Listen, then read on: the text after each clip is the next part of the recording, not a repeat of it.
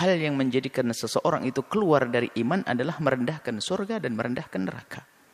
Bahwasanya kalau memang orang itu ahli surga, dia akan dimudahkan untuk meniti amalan-amalan ahli surga. Tapi kalau ternyata memang ahli neraka, kita itu susah melakukan kebaikan. Jalannya ya kayak tiba-tiba mengucapkan kalimat semacam itu. Hati-hati. Mari kita koreksi diri kita sendiri. Nggak usahlah ngoreksi orang. Semoga kalau memang yang mendengar, yang mengucapkan kalimat seperti itu bisa mendengar kalimat kami ini, semoga bisa sadar. Artinya apa? Selagi tiba-tiba kok punya kalimat nggak benar, perilaku nggak benar ini, jangan-jangan kita ini, naudzubillah, jangan-jangan ahli neraka, kan begitu. Segera tarik kebiasaan jelek ini. Maulaya salli wa sallim daiman abada ala habibika khairil khalqi kullihim. Maulaya salli wa sallim daiman abada. Warahmatullahi wabarakatuh, Buya. Assalamualaikum warahmatullahi wabarakatuh. Afwan, Buya mau bertanya.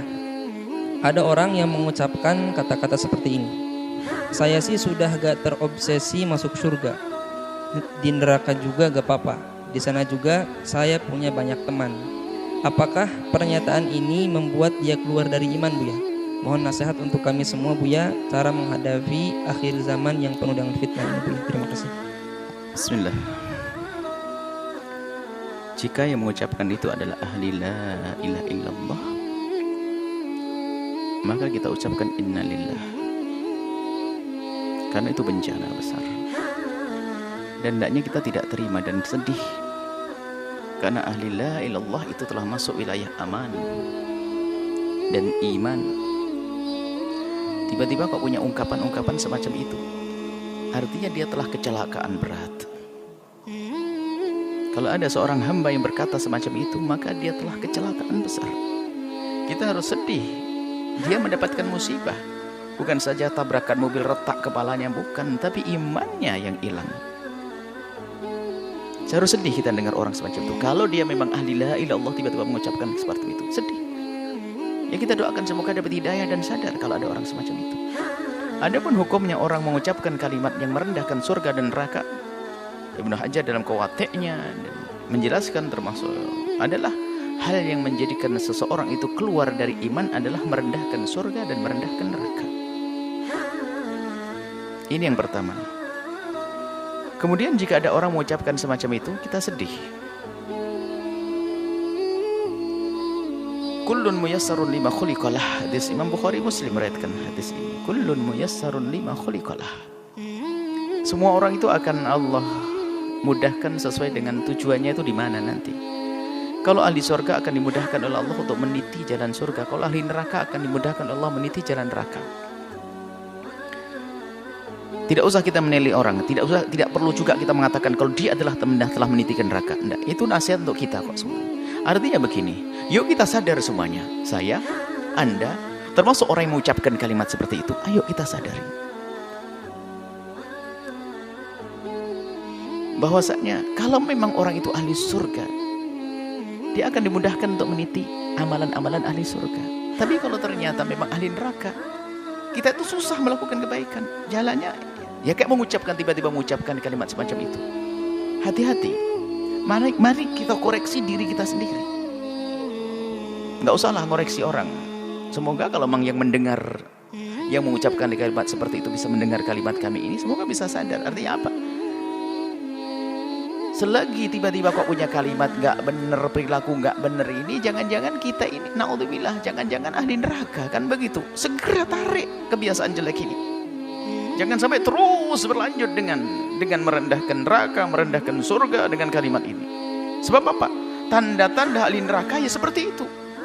Dari omongan yang menghantarkan neraka, apalagi mengatakan sudah nggak terobsesi lagi dengan surga tidak ini. Wah, ini bahaya banget. Artinya ya, cuman kita tidak boleh menunjuk di ahli neraka, akan tapi siapapun yang punya perilaku, ungkapan semacam itu, ini artinya adalah muyassarun, dia dimudahkan menuju neraka kalau memang tempatnya adalah tempatnya neraka. Naudzubillah. Maka yang ada sedih kita mendengar orang yang mengaku dia beriman tiba-tiba seperti itu. Karena apa? Dia lepas dan berrel kemuliaan dia telah lepas. Ini kemudian selanjutnya, sangat berbahaya sekali jika ada orang sudah tidak percaya dengan hari pembalasan. Oh, bahaya sekali. Dan Anda pun jangan bergaul dengan orang yang semacam itu, karena urusan Anda dengan dia hanya untuk kepentingan dia saja di dunia. Karena dia tidak pernah berpikir kemaslahatan nanti di akhirat, sehingga dia mungkin berbuat apa saja. Apalagi yang meremehkan, rendahkan neraka. Siapapun kalau sudah menganggap neraka bukan sesuatu yang menakutkan, bukan menganggap bahwa di situ ada murka Allah. Kalau orang sudah menganggap neraka bukan tempatnya murka Allah, maka ketahuilah apa yang terjadi. Kalau itu dengan keyakinan, kalau orang yang mengatakan seperti itu dengan keyakinan memang dia tidak takut neraka, apa yang terjadi? Dia tidak akan menghindar dengan satupun dari dosa. Semua dosa akan dilakukan. Kenapa? Oh, dia nggak takut neraka. Maka paling bahayanya manusia kalau sudah tidak percaya dengan hari pembalasan atau meremehkan hukuman di hari pembalasan. Karena apa? Bagi dia apapun yang saya lakukan, saya tidak peduli dengan pembalasan. Na'udzubillah. Maka manusia ini adalah paling bahaya manusia. Suaminya akan ketakutan, istri akan ketakutan. Karena apa? Dia bahaya. Dia bisa melakukan apa saja. Karena apa? Bagi dia neraka enteng.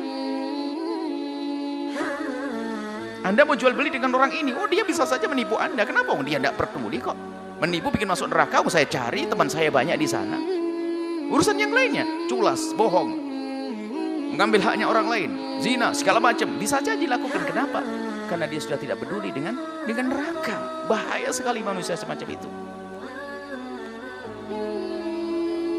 Makanya hendaknya jika ada orang semacam itu, ya kita tolong, kita sadarkan. Bahaya sekali itu. Dan ini nggak perlu orang semacam itu perlu kita bela, kita buat. Na'udzubillah. Justru cara membelanya adalah kita ingatkan, saudaraku kalau tidak laki-laki, saudariku, ayo jangan lakukan itu, bahaya itu. Dan orang ini sudah, saya bayangkan, kalau orang masih percaya dengan hari pembalasan, ada hitungannya nanti di akhirat, ada pertimbangan ya, kalau aku melakukan nanti dibalas. Melakukan nanti dibalas oleh Allah, dia akan ada remnya. Tapi kalau sudah nggak takut dengan neraka, tidak punya rem sama sekali. Bahkan juga tidak ada kerinduan melakukan kebaikan. Kenapa? Dia nggak peduli dengan surga kok. Mau melakukan kebaikan nggak ada. Saya akan berbuat baik kalau dia ada keuntungan buat saya sekarang. Makanya apa yang dilakukan?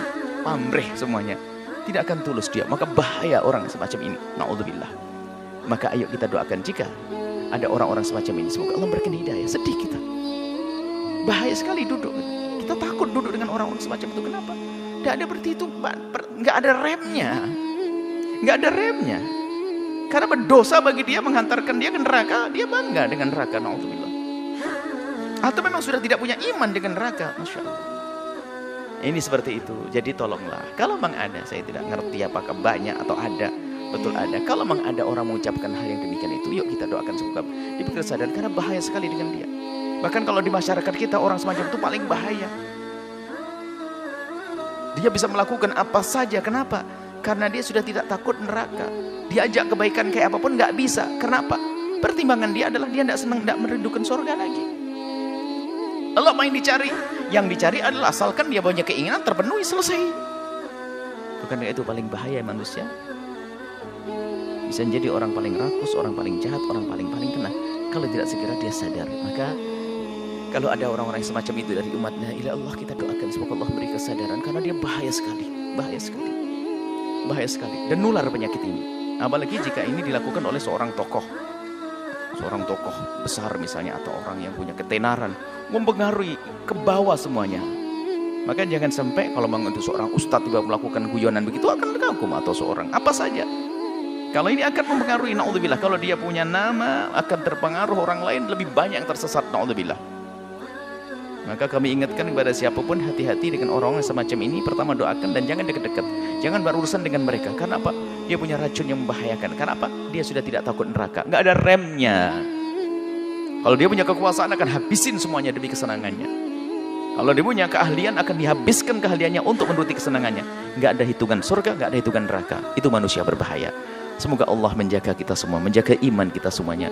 Dan semoga semua yang kita lakukan di dunia ini diridhai oleh Allah, dan Allah pilihkan jalan yang Allah ridhai. Yang pelaku dosa Allah ampuni, dan siapapun yang kepleset lesannya salah, semoga segera sadar sehingga kembali. Allah Maha Kasih kok. Maka kalau orang-orang yang mengatakan semacam itu, pintu maaf Allah luas.